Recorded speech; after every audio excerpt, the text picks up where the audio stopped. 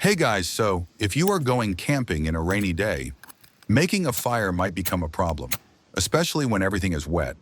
But don't you worry, if you have a flint with you and just a regular tampon, yes, tampon, I'm not kidding, then making a fire will be super easy. Don't worry, we are not going to use tampon for its real purpose.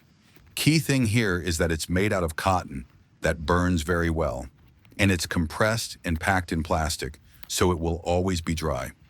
Our only task is to take it out of package, squeeze a bit, and make sure to tear apart outer layer. And just flint a spark, it will start burning right away. Don't forget that it's super compact and light, so you should always carry some within your camping bag just in case. If the weather is good, it might not be needed, but again, better safe than sorry. I learned this trick from one of my friends from military and now teaching it to you. So if you want to learn more, don't forget to subscribe.